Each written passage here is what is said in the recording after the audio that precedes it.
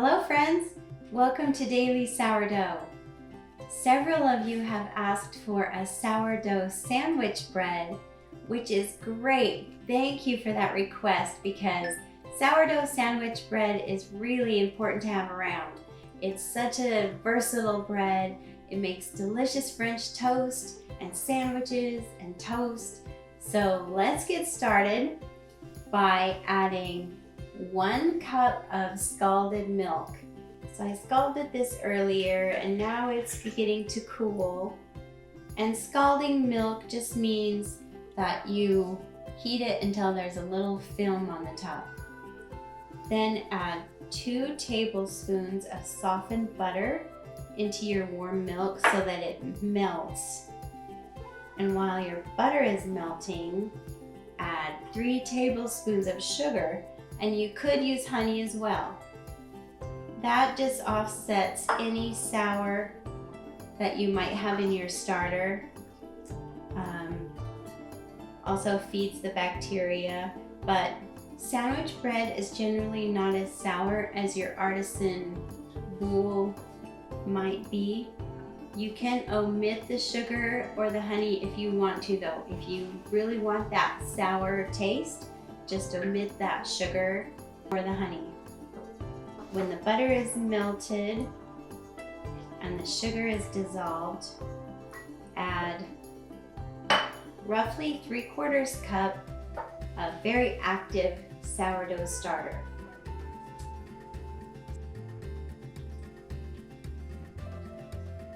Sometimes it looks like I'm adding a lot of starter, but you know how when you deflate your starter by stirring it, bursting all the bubbles, and so it's not as much as it looks when I'm pouring it out. Now dissolve the starter in your milk mixture until everything is very dissolved and smooth. Now add 2 cups of flour, and you can use bread flour, you can use all-purpose flour, you can use a combination of flours. I'm just making white bread today.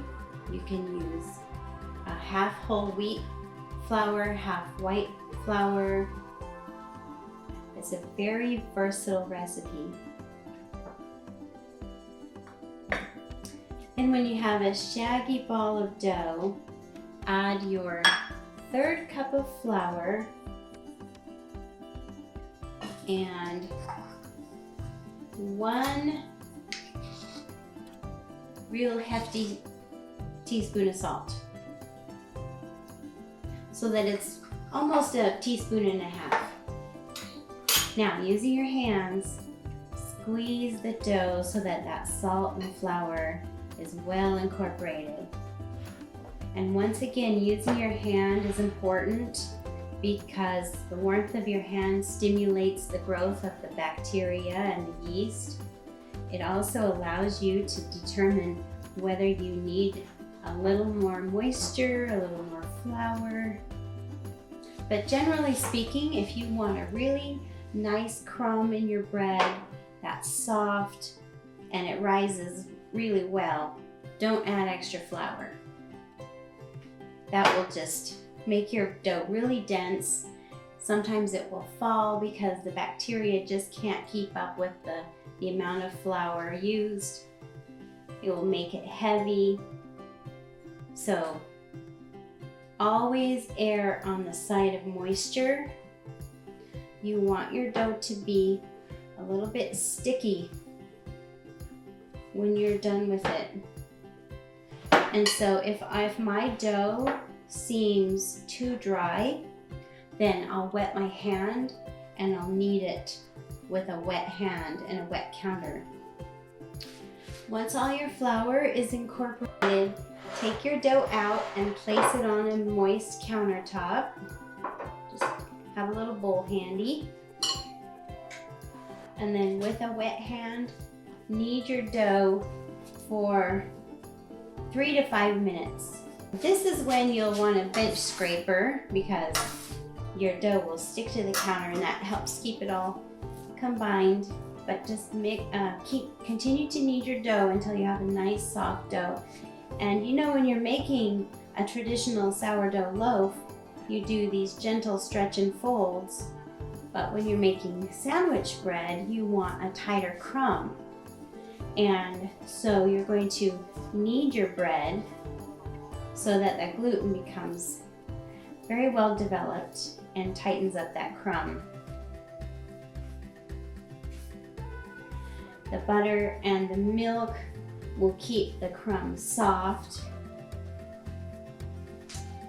and the kneading will make it tight. After you're finished kneading, wash and lightly oil your bowl and put your dough back in, flipping it to make sure that the top is oiled as well. Cover this and place it on your countertop for 8 to 18 hours.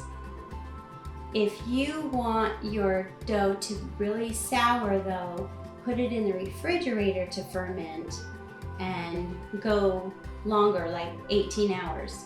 And then that should give you a real nice sour tang to it.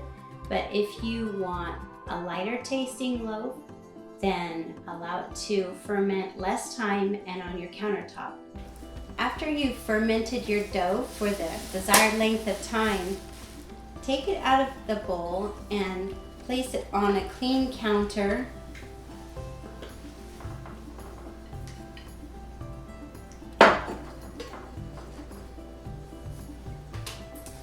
Then just stretch and fold it a few times to really develop that gluten.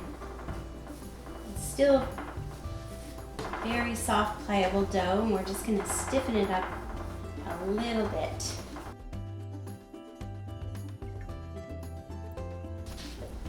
Now roll it into a log and pinch the seams closed.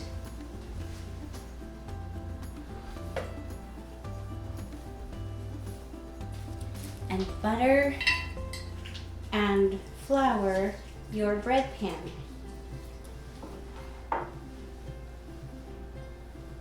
Place your loaf in your buttered bread pan. Now once again, cover it maybe with a lightly oiled plastic wrap so that it's the surround. You don't want the plastic wrap to be tight against your dough. So I often use a shower cap that gives it lots of room to expand and doesn't stick to the dough. Then place it in a warm room for 1 to 4 hours, depending on the warmth of your home. And you want the dough to have risen about 1 inch above your bread pan. Now that the dough has risen, put it in the oven at 350 degrees for 35 minutes or until the top is a golden brown.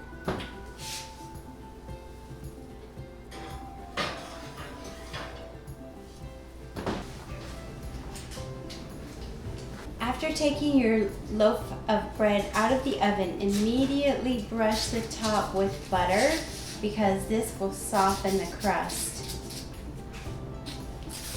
Unlike artisan bread, you want your sandwich loaf to be very soft. Then remove your bread from the bread pan and let it cool on a wire rack. So friends, here it is, beautiful sourdough sandwich bread. Thank you so much for the request.